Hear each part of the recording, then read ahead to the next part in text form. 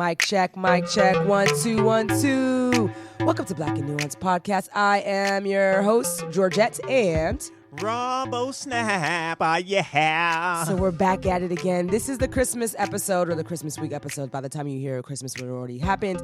And I had to bring my cousin back for the one hitter quitter. But before I bring him on, you all need to know what Black and Nuance is. So welcome to Black in Nuance, dispelling the ideas that all Black people are monoliths, because we're not. We bring our varying perspectives to pop culture, relationships, and things we go through that we can't always name. Welcome to Black and Nuanced, powered by Excitement Radio. And St. Asia is back. What up? Good morning. Right, good morning on your end, right? LA, I mean not LA, but West Coast, West Side. Cuz, thank you for coming back. And Snap, you don't have to call him Mr. Asia. I just want to put that out there. Snap, you don't have to be so formal. I'm going to call him Cuz. Yeah, you can call him Cuz, right, okay? Asia, Mr. Asia. Right, man. My bad. We got all that going on. You family now. Right, exactly. So he was on episode 14, Let's Talk About Sex, Baby, which did really well on SoundCloud, right? Over 2,100 listens, 2,000 listens. And I was just like, damn. Saint Asia, please tell them a little bit about who you are and what you do. Hello. It's Saint Asia. I'm back for a second time. And as you remember from the last episode, or if you don't, I am the influencer of influencers. That's right. That's a thing, and that's me, Saint Asia. I love that's that. Me. Hello. Boom, bam. Okay. I wanted to bring you back because this episode, well, when we were talking offline like a couple of weeks ago, we were talking about like no fair exchanges, fair exchanges, no robberies. We'll get into that and all of the things. But I know we're also very outspoken. You're very outspoken about different things when it comes to patriarchal society and how things operate and move. And I really wanted to bring you on because there were a couple of articles that I found circulating the interwebs, and it bothered me. But it just made a point of what the issue is and why a lot of this stuff when it comes to toxic masculinity and just how men operate when it comes to women versus treating them as equal counterparts in certain situations, where always kind of control always exerted on women. And so the first article is, and this came out last month. So it's on GQ, and I'll put it in the show notes.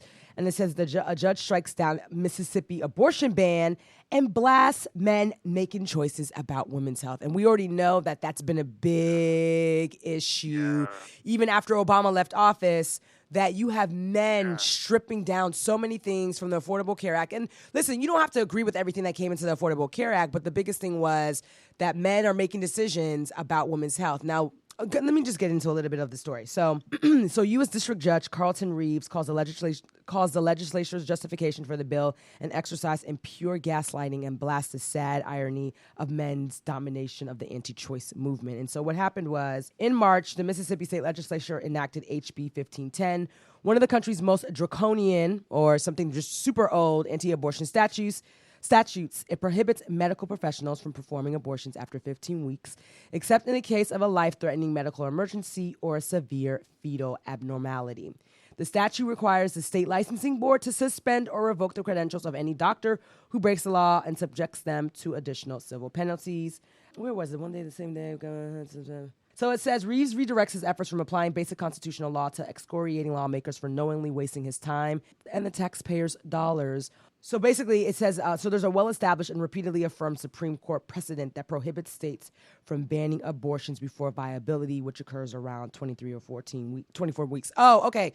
So basically the issue is the state wants to ban abortions 15 weeks into their pregnancy, but you don't know what's going to happen until like later on, like further along their pregnancy, which is what he's saying, 23 or 24 weeks. And so he basically was like, you're wasting my time and you're wasting the taxpayer dollars. And it's men that are trying to make this decision, right? It's not women. It's men that are trying to make this decision. And I think what's unfortunate is men aren't the ones that have to go through the health risks of women carrying these children. Like, what about women that were raped? What about any of those two things that they mentioned when it came to the reasons why women may get abortions, or the extreme cases why states may be allowed to carry abortions? And so I wanted to chime in and get the opinion about that. And then I know sometimes, because like you pull from like even just history or different things of that nature, like knowledge beyond what most people care to do. due diligence. So go ahead. Right. So I mean, like to start it off, like just my view on abortion is that it's really not my right to choose abortion or against abortion, to be pro-life or pro-choice. Like my whole thing is like I'm just with whatever the decision of the individual person decides, because like I'm not a woman, I'll never be a woman. I don't want to be a woman, and I feel like a decision so sacred really I can't weigh in on that. Like, that's not my business to weigh in on that. I can just kind of accept whatever decision is made. And so the thing about the patriarchy and the thing about, like, toxic masculinity, if you will, is that, a lot of these men that are fighting, that are pro-life, if you will, right? Because in reality, that's not really what they are. I mean, because when you think about pro-life, you think about, okay, like, I have the kid. Now, if I'm, underserved, I may need welfare or health care or whatever. They don't want to take care of the kids after they're born. They're just saying you have to have them, which is a separate conversation about welfare and all that. But the bottom line is this all stems from colonialism and the fact that white men across the globe have tried to impose their mostly Christian ideals on people of color and just everyone else on this planet since almost the beginning of their existence. And so really, like, this is really not an argument about, like, morality. This is an argument about really the white male gaze on the rest of the world. And so I just would go ahead and say that we need to just completely dismantle personally our feelings and our we need to not be navigating our lives based on the white male gaze. And women don't need to be living their lives based on the male gaze at all, because they're women. And of course I'm talking about biological women right now, females like that have the ability to have kids, but in reality, it really is no man's choice. And all of these, like, kind of like Bible-thumping, like, Christian men that are mostly white, their ideals are stemmed in a religion, no shade to anyone that's Christian, that is, the Christianity in itself is, like, it is, like, literally, like, rooted in, like, toxic masculinity, and it's rooted in the patriarchy, the idea that there was a white male Jesus savior. And even control over the slaves at that time as well, right? To get them to believe in something. Yeah, okay. Exactly. Yeah. And so, like, all of these things, all of these issues go all the way back until, like not that, black people or African Americans or people of the African diaspora, not that our history started as slavery, but in this country, colonialism and slavery are kind of like parallel when it comes to like timeline. And it's like ever since then they have been trying to kind of like wash away our traditions and our views and our opinions on things like on birth and life and all those things. And that's where you have this, like, fast forward, you have all of these people still like kind of like trying to like claw for their like white supremacy and their patriarchal kind of like power and all that. So I just want, like, my bottom line is I just don't think any man on this planet should be making decisions on behalf of women and their bodies.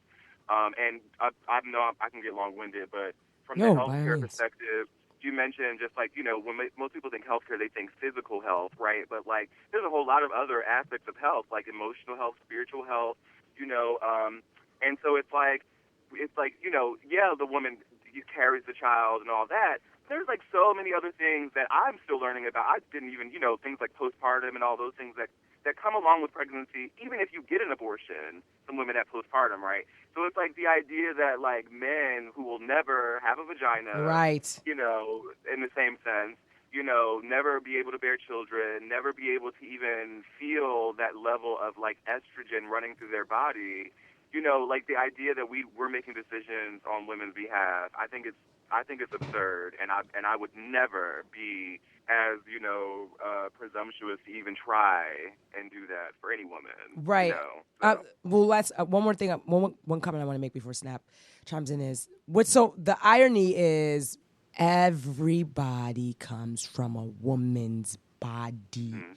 These men that are so gung ho, even the men that are misogynistic. It's like, did you have mother issues when you were younger? Because there's no other way that you would have been on this earth if it wasn't for a woman. So Snap, go ahead. I love it when Cuz come on the Oh, show. I'm telling you. Because he Saint opens my Asia's mind dope. to things that I don't really look at like that. Right. And so for me, I always thought when I heard of those timelines, 15 weeks, 20 weeks, Right. or something like that, I always thought it was like this one doctor that everybody looked up to, and he was right about, how far along you can go and when you can't. So I thought like it was something like that put in place. Got it. I never really understood it to where these guys are going into a room and saying, this is what we think is best. Right. For somebody who's not even in the room Right. to kind of make the argument for what really is best.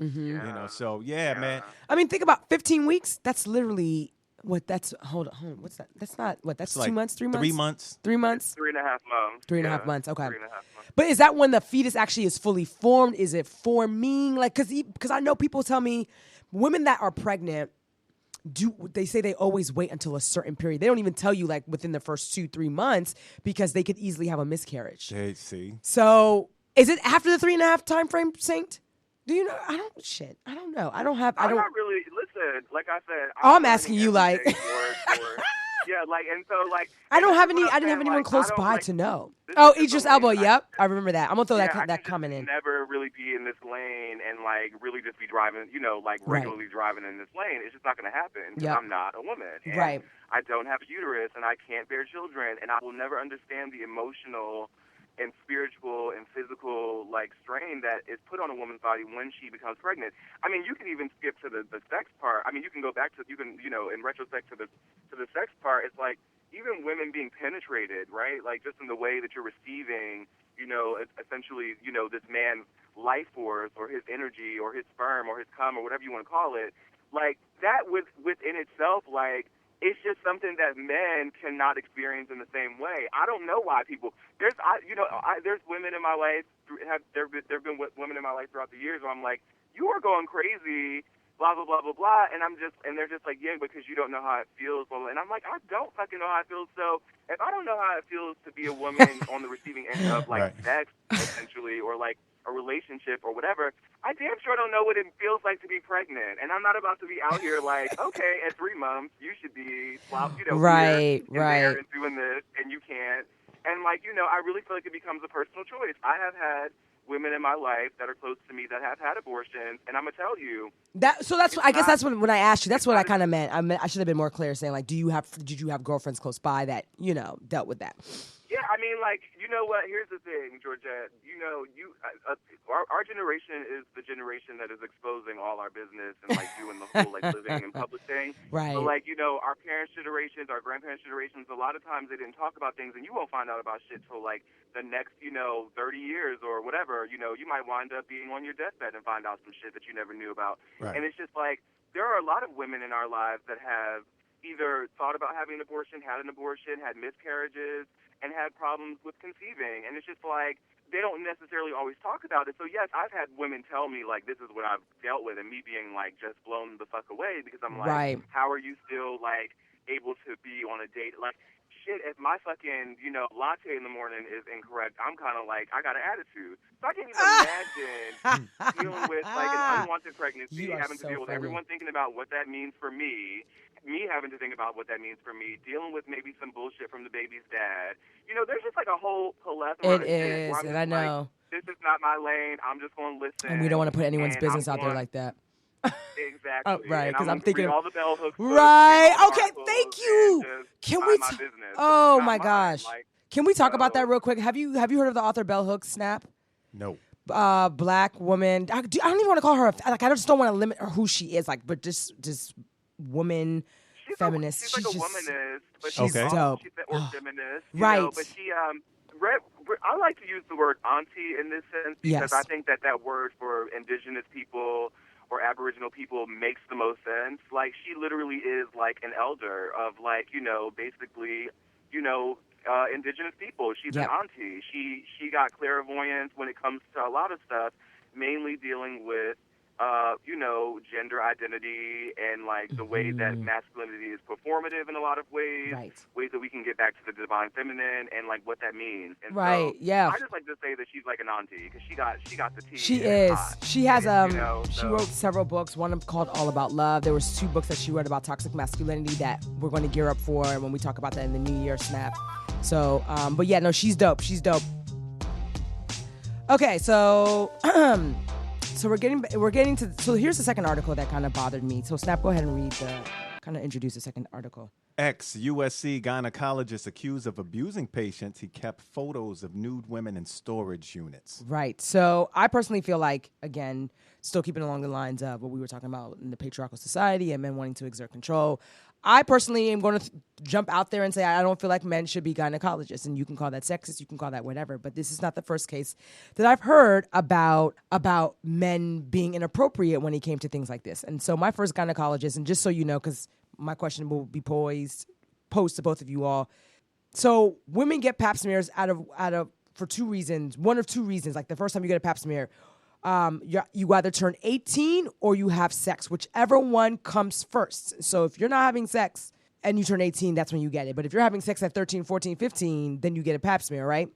And so my first gynecologist was a man, and I wanted my mom in the room with me. I just felt like it was weird, right? Like this man is checking around my vagina and putting his hand in there and pressing down on my uterus and all this other stuff. And so I just thought it was strange. And let me actually just read a little bit about the story as well. We didn't get into that, just jumped into my thoughts. But detectives found that former USC gynecologist George Tyndall, who has been accused by hundreds of women of sexual abuse dating back to the 90s, kept homemade pornography and photos of nude women in a storage unit. So the LA Times reported on this. They said some of the photos the detectives discovered show women in what appears to be a medical exam room. And now they're trying to figure out who the identities of these women, and if the photos reflect appointments that happened at the university. And so, but yeah, my thoughts are I just don't think men should be in that profession. Just how men don't need to have commentary about women's bodies and their health.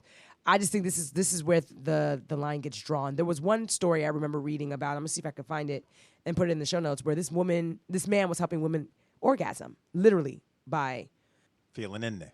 Yeah, almost like he was a doctor, like right. a gynecologist, I think. Mm-hmm. And to me, I was just, the women were requesting it, but that's still violating. It doesn't matter if a woman asks for it. And that's not something you do at the doctor's office. If you're going to have something like that done, and he has that technique to make it work every time, then you do that off the premises. And this is, so my thoughts were, Snap, you have daughters.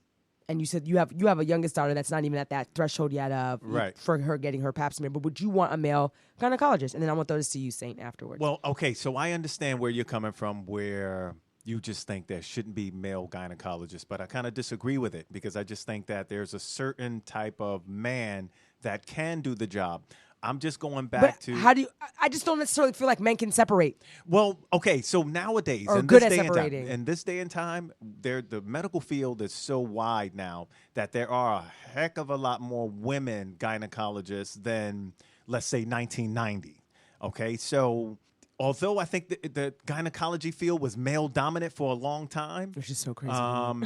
You know, again, because our doctors were men for the longest time. But that wasn't choice of women, you know? So I get it, you know, but nowadays, you know, you are free to go to schooling and things like that. So I know it's slowly but surely it's going to change. But, you know, you do have perverts out there. It's a thin line between being a doctor, putting your hand in to do an exam, and then in the back of your mind, not knowing that some way or another for you, this is also pleasurable. And I think sometimes it can be hard for people to separate. And people or men? We're talking about... Well, men. Okay, there you go. Right. Men, gynecologists. Or men, anything. It could be a male masseuse. Sometimes you may take that rub a little too far, go inside that leg, or inside the crack a little too deep. You know, I think sometimes... Again, I'm not saying that you can't be a great male gynecologist. What I'm just saying is I can understand where they can kind of fall into that pervert category. You know, this is for a special person. This is not. You still didn't answer the question. I wouldn't want a male touching my daughter. See, this is what I'm saying, because I feel like you pandered just now, but you wouldn't want a male gynecologist for your daughter. Because at the end of the day, I don't want to say, you know, men shouldn't be gynecologists. If you're doing the right thing and you really love your practice, I respect really to you. Love your practice. See? You said it. But I have the option nowadays. So at one point, women didn't have the option. Right. And so let's say these USC students, if this was the guy who was put in place for them to see, they had no choice.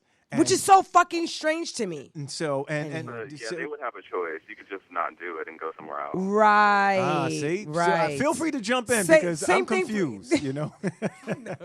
Well, so, I mean, like, I feel like I agree with Snap. Like, you know, I certainly don't believe that men should not be gynecologists.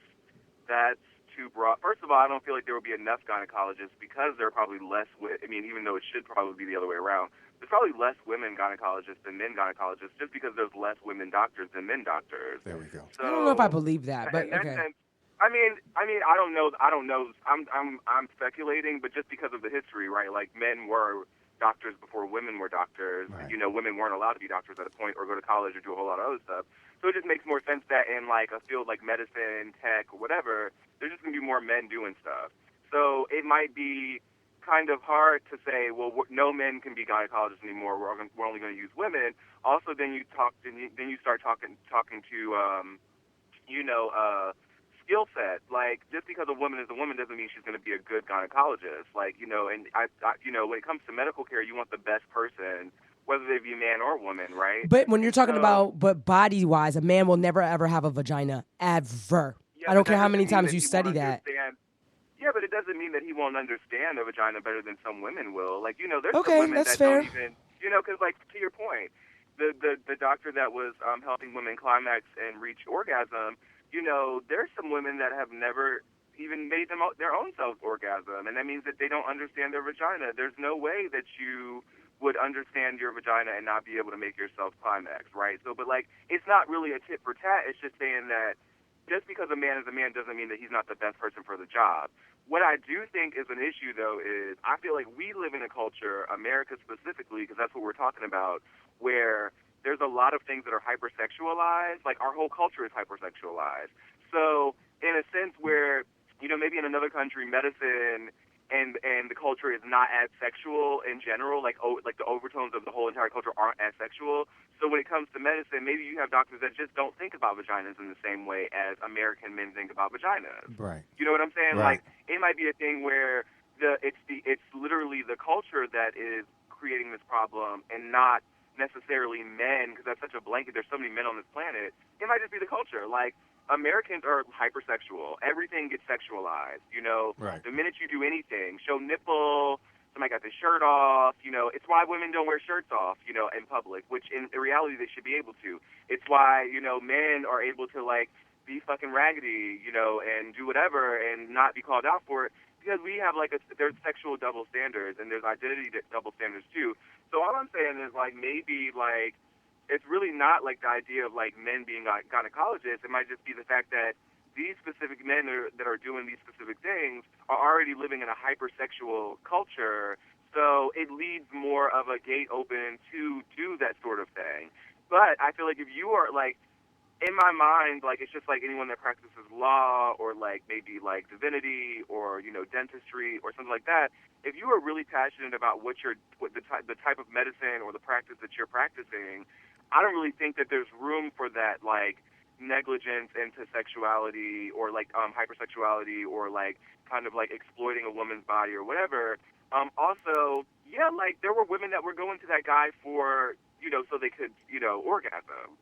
So we can say, like, oh, well, this is not appropriate, but who's to really say that's not appropriate? Like, if these women are going willfully to a man, and they know that he's famous for giving women orgasms on the table. Right, he was. Oh yeah. serving So a I need. want. Well, let me be clear. So that story has nothing to do with the story that we Not the mentioned. USC guy. Yes, It I was just want to make another sure you guy. know it's No, separated. I know, Oh, okay. I know that. I understand, but that's what I'm saying. I'm trying to get it from both angles. Like, Right. You have these women that were violated, absolutely. But then you have this other subset of women that maybe disagree with the other women because they're like, well, I'm going to the gynecologist, and yeah, I'm going to pass here, but I'm also going, I'm going to come before I leave. And I can't. And honestly, from a wait, I know.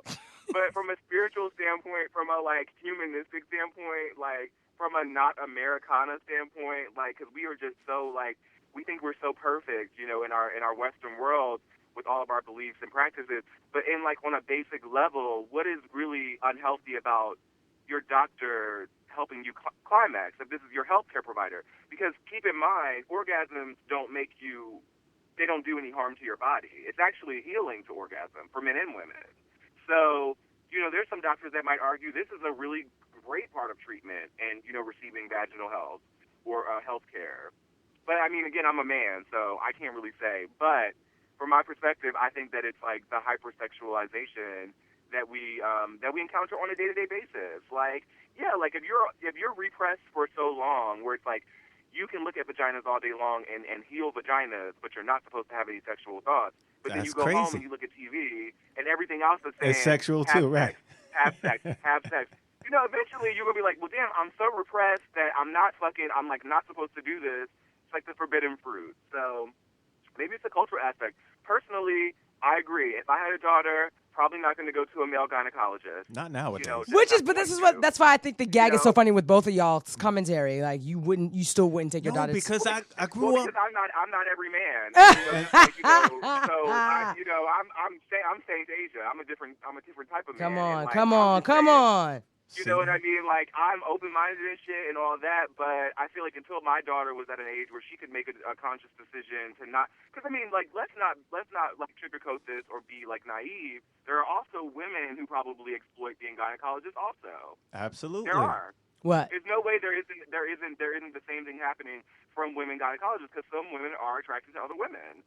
So okay, that's fair. I I see you with the angle flip. Yeah, I mean, like, it's really like that's why I'm like super cautious on the blanket statement, because there's always going to be an exception to the rule as long as we're human beings. We're not perfect. We're not transient beings. We do live on this earth, and we're bound by some earthly things with our physical bodies. So that being said, people are going to err, and there are going to be flaws in people's practices and things like that.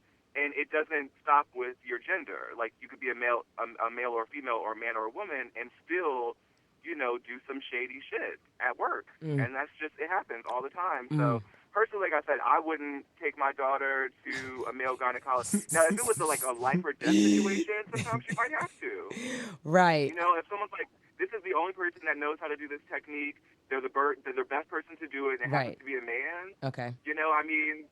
Yes. Yeah, I mean, what are you going to do? It's just like, I mean, because it's like similar to saying like, well, I prefer a white doctor, but then you have a fully capable black doctor sitting there doing nothing, and it's like someone's prejudice is going to allow them to not receive the best care. I don't think that's smart. And that's what it is. It's prejudice. It is a skin color prejudice over a gender prejudice when it comes to that situation. I think is a little bit extreme, but again, I hear y'all. I'm gonna still stand by it, but just because just how you said, people will err. I would not take that chance. And I still, living in South Florida, I still want to fly home to D.C. to go see my gyno. She has been my gyno since I was 19, 18 years old, and I'm in my 30s. That's the takeaway. Yeah. You should go to a woman gynecologist. Snap's going to take his daughter to a woman gynecologist. And you would take yours. I don't have a daughter. She's going to a woman. She's going to a woman gynecologist, and we have it. So we all agree. Now, if somebody else want to do something else, they're going to have to deal with whatever comes up. Right. Now, there it is. And Snap can't afford to think about it because he might kill somebody. No, now if my girl go to a man gynecologist. You have a problem? Well, see, matter of fact, see. So now he offered a different angle because what if she was going to him way before she was meeting you? Right. Well, which I think is true. You said what? What did you say, Cuz? Snap doesn't get to say. Yeah, he doesn't, but Snap has an opinion about it. I want to hear this before we wrap this topic up. No, I just want to say, I mean, if she going there, man, as a man. Say it. Okay, but, all right, because she's in the medical field, so I guess I understand it.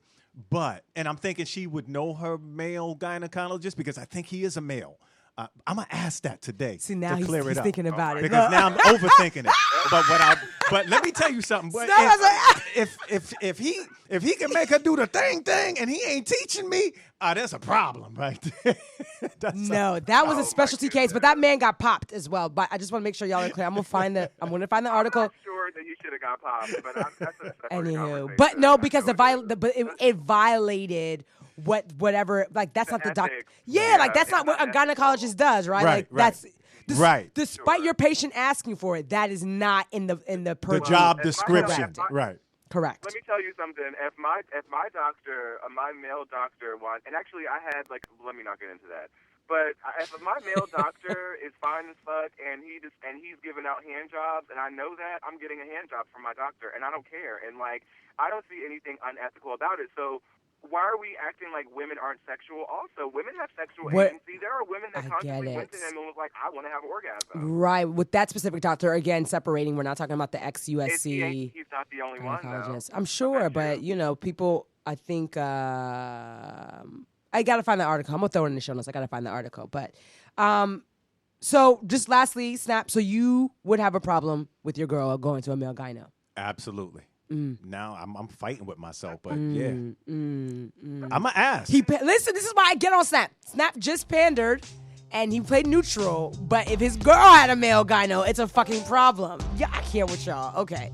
So getting into our last segment, all of the things, my cousin and I, we actually talked about this like over a month ago, and I was just like, I gotta bring him back to talk about it because I feel like it's his topic, but him knowing the history on my relationships or my romantic interests, I wanted to bring this back and I wanted him to kind of explain. So my cousin and I were going in about a guy that I like that is emotionally unavailable, or one of my guy friends that I'm cool with that's emotionally unavailable because of a situation that he's dealing with, right? And I just started feeling like, when do you get to a point where you feel like you're overpouring? And is there such a thing, right? Pouring more into someone than they can actually reciprocate or that they're giving you in general. And so my Tumblr blog has been very therapeutic for me since moving to South Florida. When I was in New York, when I would have different things or things were going on, I would basically, that was like my Dear Diary. I would go on and write out whatever I'm feeling about somebody, right? So if they were pissing me off or whatever, I just had to get it out. It just couldn't live in my mind. Well, obviously, spending a lot more time with myself and my thoughts being in South Florida with the transition, I've been going ham, and I've definitely been tracking certain things, and I got to a place where I was just like, and it's so funny because as I was starting to write, I started realizing certain things that I didn't even think about until now, where I started acting out in certain ways when it came to not just my guy friend here, but just in past romantic situationships. So when I would get upset or I started expecting things when I had no business having expectations, I would act out because I felt rejected or I felt invisible. And I only started thinking about why I was doing this. I was just like, because I've allowed myself to feel invisible. And so when I felt like somebody was interested in me and they got what they wanted and then they just kind of threw me away or pushed me off to the side, it was as if I didn't really exist, right? Like I was taking it very hard. And so you had come up with this thing called fair exchanges, no robberies. And I wanted you to explain that. And then maybe we kind of just talk about like our own situations where you've dealt with something similar to that and what you did to get out of it, or if you're still working through it. Yeah, so like that term, that slogan, or that phrase is old, right? Fair exchanges, no robberies. I think people interchange it sometimes, like fair exchange, no robberies, fair exchange. Like depending on who you are, you say it differently. But I've never heard that phrase before, by the way. Oh yeah, it's old. It's an old phrase. But so the way that I applied it to my personal life, because it was so poignant to me the first time I like actually read it and saw it and was like, damn, like this is a really powerful idea. I applied it to relationships, and it was like we kind of talked. I think we talked like a few days after I had like went through my mind about that whole idea. And so you were getting like the firsthand, like you were in the sauce with me when I was like going through it. And yeah, like it's just the idea that in any relationship really, like whether it be romantic, friendship, family, or whatever, there should be a fair exchange, and you should not be getting robbed. And like so that is just really the bottom line of it. Personally, and like this is something that I kind of like. I'm not going to front. Like, I think men go through this when they start to get older. Like, I'm 31. Like, I'm starting to think about, wow, maybe I should meet somebody and settle down. Wow, maybe I should think about a family. Wow, And so, but what I've noticed about a lot of relationships that I've seen, and we've talked about this. Like, I still don't think that I've ever witnessed firsthand a healthy marriage in quotes. Like, I don't know if that's an actual real thing or if it's something we see in movies or on TV, because I don't know anyone that has ever had a successful marriage. So I'm kind of like cool on that idea. But what I do think about is like, wow, like if I was to have a relationship, does that mean that I would have to settle and or deal with a lot of the bullshit that I have literally witnessed firsthand years and years and years of people in my family, my friends, and even other lovers, the shit they have dealt with. And so I came to the conclusion that I'm either going to be single or I'm going to be in a situation where there's a fair exchange. And so that looks many different ways depending on like who you are and what you want out of life and like all that. But what I've decided is that I'm not going to be with anyone and be giving them more than I'm getting, or vice versa, because I don't feel like it's fair, and I don't want to be with anyone that's going to take or is going to allow me to take more from them than they're willing that I'm giving them. It's just not fair. So no robberies in that sense. And yeah, recently, I can say that I've been on both ends of that. Like I've been on one end where this guy really, really, really, really likes me. Oh my God, really, really likes me. Has been trying to court me and take me out and invited me to move in with him at one point and really trying to be serious with me. And I really just don't like him like that. So I finally told him maybe a few weeks ago, I was like, look, he invited me over for Tender Greens, which is a salad place. And, I like that spot. Yeah. Right. Mm-hmm. So I was like, at first I obliged. I was like, yeah, this will be cute. We'll smoke a little weed. I don't smoke weed often. So I was like, this will be cute. He always got weed. He always got wine. He always got yummy food. Weed and I'll go wine. over there. But then, when he hit me up the next day, I was like, you know what, Sean, you need to stop this because you are taking more from this boy than you were willing to give him, and it's not fair. It's not fair to him. And so I decided to tell him, you know what, we need to call this off. He's even vocalized to me, you're never going to be with me. I know that. I'm just going to accept it. And I'm just like, yeah, I'm not. And, so I need to stop playing with you because I'm wasting your time. Right. And then I've been on the other end of that. There's this guy that I met in Oakland when I first moved here a couple years ago. I moved back last April from L.A. When I first moved here, I met this guy, and I really was into this dude, really, really into him, kind of in the Black Lives Matter fold, very socially conscious, Ivy League degree, all that, beautiful. And I was really into him, and we kicked it a few times. The guy kind of thick. He kind of dipped on me, ghosted me a few times, and I wound up seeing him when I came back. And yeah, he's not giving me. He's not willing to give me as much as I'm willing to give him. It's not a fair exchange. So in that sense, I had to cut that off also because I'm like, I can't be in a situation where I feel like I'm being depleted and I'm being robbed essentially, of my energy or my my sex or my my knowledge or whatever. Whatever the case may be, it wasn't fair exchange. It wasn't a fair exchange. So I just lend that to everyone else. What I will say though is I have noticed that a lot of people think that having a relationship means that there won't be a fair exchange. I've noticed that a lot of people feel like them being committed means that they will tolerate their partner being, dishonest or infidelity or whatever, because for the greater good of whatever relationship they're in.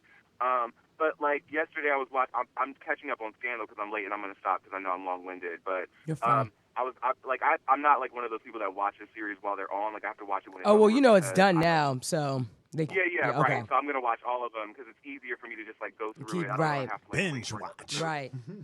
Right, exactly. I love binging. So in that way, I was watching an episode yesterday, and I forget his name, the black male interest of Olivia Pope, the senator guy.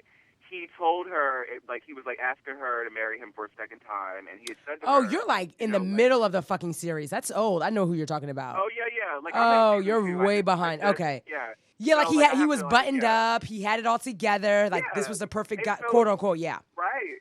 And so she made this comment to him, and she was like, I'm reinterpreting loosely, but she was like, don't you want love that's painful and that makes you and we've talked about this, it makes you sweat and makes you feel crazy. And he was like, baby girl, that's not love. And so that's what I lend to everybody. If somebody makes you feel crazy, if somebody is making you feel ill, because really that's your body's fight or flight mechanism saying this person is bad for you.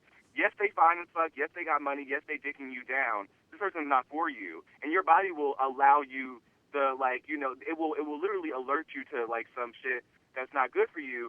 Love is never a situation where you're going to be getting robbed. When you're in love, it's never a robbery. It's an equal thing. It's a partnership. I believe there's hurt in love, but not robbery. Well, no, they even technically, I want to hear that because because being robbed. Yes. And so, like, the thing is, like, the word rob, the word rob is, like, strong, right? Like, it's you sound like your purse is getting snatched or something.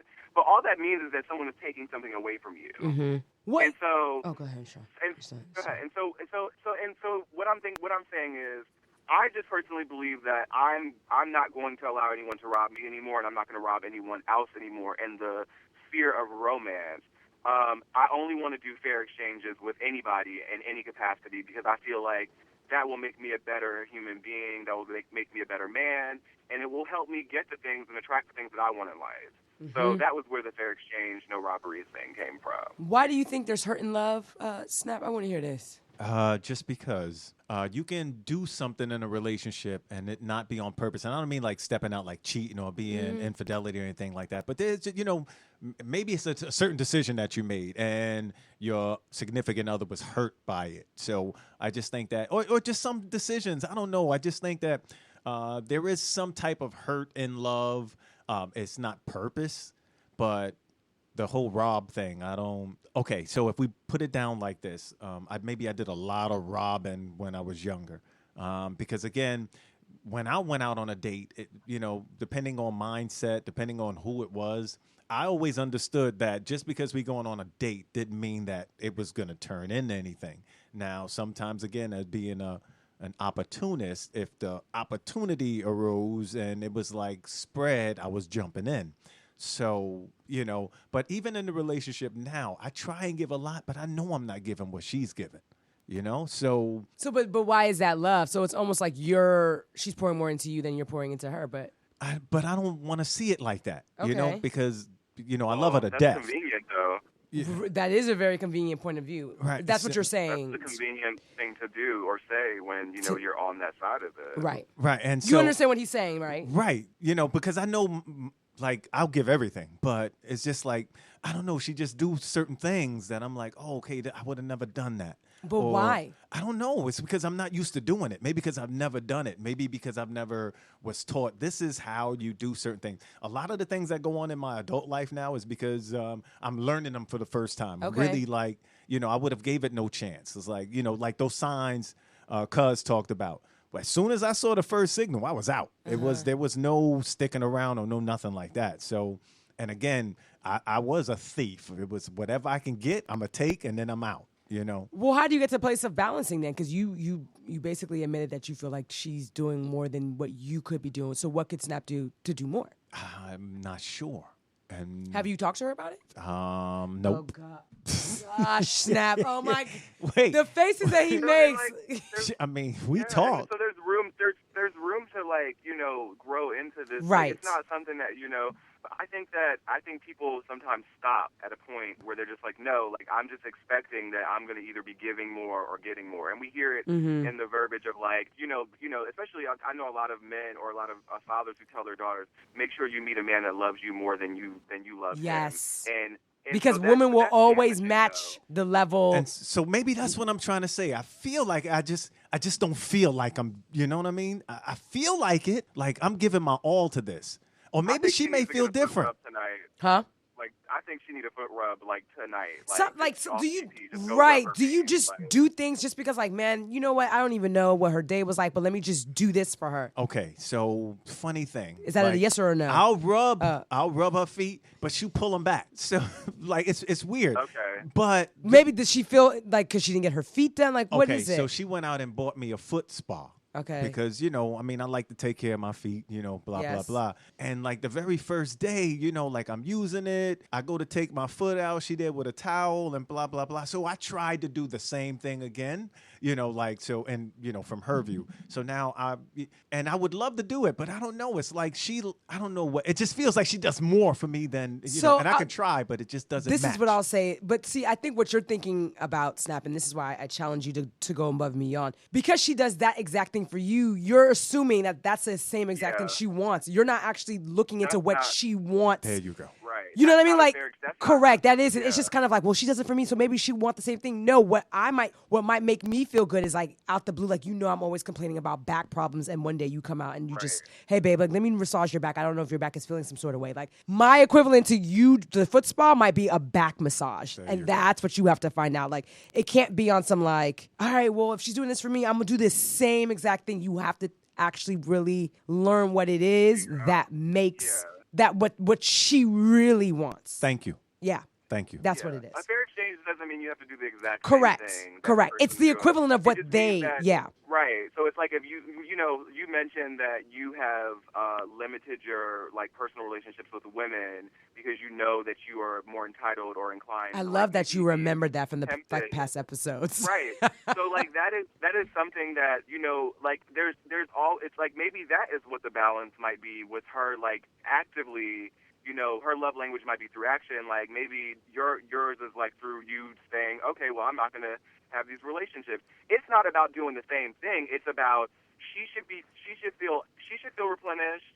You should feel replenished, and that should be it. And there's no measuring spoon to like say like, well, we are equal parts. Correct. But it's just like nobody should be feeling empty in the situation. It shouldn't feel like, well, damn, like I really feel depleted today, and you over there looking fucking moisturized. Right. You water. Taking It care. should never be that way. Right. Yeah, exactly. Right. It should be a mutual But thing. it's the So, but, effort. like, Go ahead. No. So with relationships, from my perspective, I'm always like confused because I feel like I still have not met really anyone that I feel like is practicing that relationships in that way, and it almost makes me think like, well, damn, maybe this is a part of my saintliness in quotes, right? Maybe it's just like maybe it's a human thing that I just really don't understand. I don't understand why someone would be with someone and allow them to like take more from them than they are getting back in return. It just doesn't make sense to me. No, it's but true. People do it all the time. Yep. And so as it applies to you, Georgette, in your personal situation, without getting into too many details, I just felt like you were giving out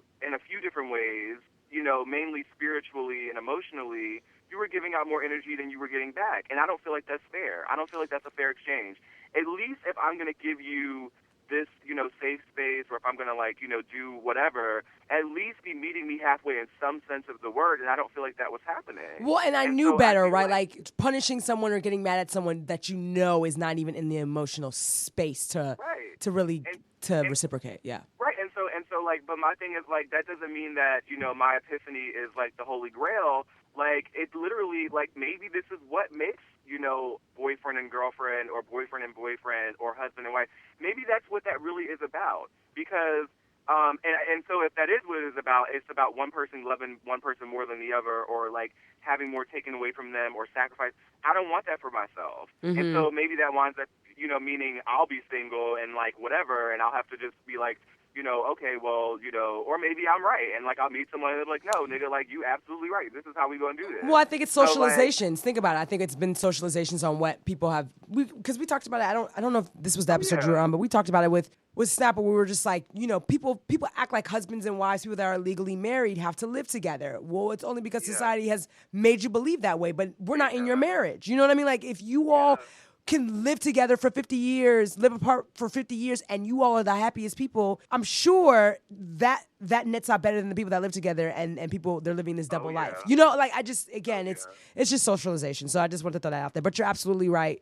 And again, Snap not even always being in your business, but just challenging you to just think outside of the box of what you're comfortable doing all the time, right? Like you just got to get out of what your comfort zone is. Right. And if this is who you love and you're in love with, it's just maybe you all read the 5 love languages, the book, right? Like find out what your love language is, because you all will be able to speak to each other in a different way. So yeah, I mean, it sounds like y'all got a good thing going on, though, to be honest. We do. From you've mentioned, I mean, it doesn't sound unhealthy at all. It just sounds like, y'all are growing. Like, and so this is what I envision, like, for, like, a relationship. You guys should be growing together. Right. But this idea that, like, one person's growing and one person's not, or one person is, in the gym trying to be fit and the other person's not, or, trying to just, or better yet, because one person cannot be in the gym, but you at least need to be rooting for the person that is in the gym. Right. And then the other person needs to be rooting for you to do whatever you're doing. Right. So the bottom line is just a fair exchange. And so, like, I feel like, and because of the patriarchy, because really what we're talking about here is, like, heterosexual relationships that you guys are in,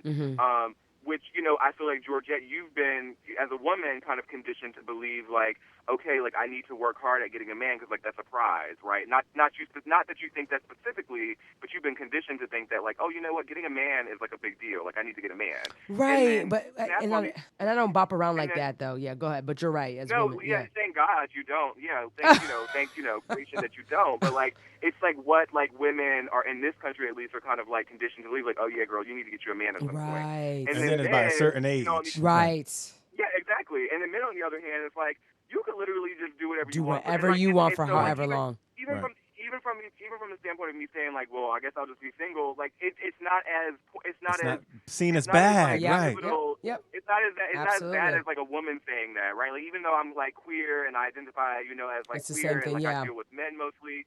It's like there's almost a level of freedom in me saying that, but it's just like for women, for some reason, because of the patriarchy and because of hypermasculinity and the way that it's performed, you feel like you need to do these things, not you specifically, but women feel like they need to do these things to have a man or to be in a relationship. And I feel like that needs to not be a thing. Like, I feel like your man should be replenishing you just the way you replenish him, or your partner in that sense. And, that was where that whole idea came from. Fair exchanges, no robberies. These are just my thoughts. I love it. Like, I don't really know. I'm trying to figure it out. He minds his goddamn business. Okay, so but go ahead. How about this right here? And we're gonna wrap it up after that. Okay, Snap. because I've been in this situation too. You see how you went out on that green date with my man, right? And then following the green date, the location. I didn't go. Oh, you didn't go. You instead made the phone call and said, the last straw. I was like, I'm not gonna go with the guy like the weed in the wine. There we go. Okay, so now like, I'm not going because I'm done playing with your heart. Right. And like, so I'm gonna do you a solid. There we go. And I was in that situation, and I had the same conversation. But what side were you on? On his side, on Cuz's side. So you were on the giving. You were on the giving side where you were taking, or you were receiving side. Listen, all men go through the same thing. So I was on both sides. But no, but the situation you're talking about, just so to the situation you were on the receiving side, like they were giving more of to you than you were giving to them. Absolutely. Okay. And I said, listen, this is what it is, blah, blah, blah. And it was explained to me by her, listen, just to be, I don't care. I don't expect anything. Because I used to get that too. I know we'll never be together. Yeah. I just want to be around you. I just want to be near you. I just want to be with you. And it then was you like, continue to stay. And so, I was fighting myself. I was like, I know I'm doing the wrong thing. Yep. But this is an opportunity. And, it's like, I don't have to go nowhere. I didn't, so it again, so as I get older and I'm understanding these things, the hurt that, some of this caused, because I didn't see it as me hurting anybody, and by me explaining it to her, I didn't think she was getting hurt.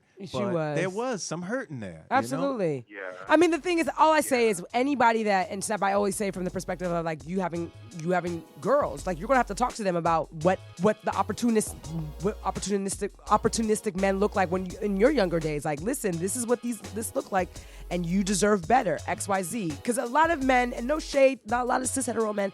No shade to you, Snap. No shade to other my guy friends. You all were smutting women out when y'all were younger, and then when you all have daughters, you do not want that to happen to her. Yet you all weren't thinking about it when you all were in the moments of being selfish with the women that you all were dealing with. And so I always throw that out there because it's just like, don't sit up here and try to monitor what I'm doing when you didn't give a care to the women that y'all were hurting. Absolutely. And vice versa. I mean, like, so it's the reason why I'm doing it that way is because the double standard is really more so on men being able to do whatever the fuck they want and women having to be more refrained and then, this, that, and the third. And judge. Right. So, anywho, Cuz or Saint Asia, how can they find you online? You can find me on Instagram at Saint Asia. Or you could just Google Saint Asia and I'll pop up. Okay, cool. Cuz, thank you for joining us. Thank you. Have a good one, darling. Thank you. You too, boo. Okay, so you're fine. So Snap, you already know. How can they find us? You already know, and it's right in front of your face. Nah, but I ain't reading it, right? All I know is if you want to email us, it's blacknuancepod@gmail.com. Okay. You can catch us on Spotify, SoundCloud, Apple Podcasts, Black Nuance. Make sure to check us out. Excitement Radio. Black and Nuance podcast. That's what I said, right? You said No. Black Nuance. Damn. You just let it. But you're good. Go continue. You can find us on Excitement Radio every Wednesday starting at 6 p.m. And, of course, you can find me at Rob _ Nope, you didn't finish. What's our Twitter and IG? Damn. Nope, you're not. You have it. You have the tools in front of you. Wait, What's our Twitter and IG? Wait, Pull Twitter. it up. It's the same name. Twitter and IG. What's our Twitter and IG? Bam. Twitter at Black Nuance Pod. And on IG at Black Nuance You Pod. could just say it together. Twitter and IG, Black Nuance Pod. You be killing me when you separate it. Okay, so how can they find you, Rob? Rob, ROB_ _OSnap. At, damn, where's that at? IG? And then ROB _OSNAP on Twitter. You can find me GeorgettePierre.com, IG Georgette Star with 2 R's, Twitter Georgette. This is our Happy Holidays episode because they're going to hear this the week of Christmas for those that celebrate it. So do I throw in Mariah Carey or do I throw in NSYNC? Happy Mariah Carey. I like Mariah Carey. Merry Christmas, Happy Kwanzaa. Yes, all of that jazz. Okay, cool. We're out of here. Be safe and enjoy the time with your loved ones. Peace.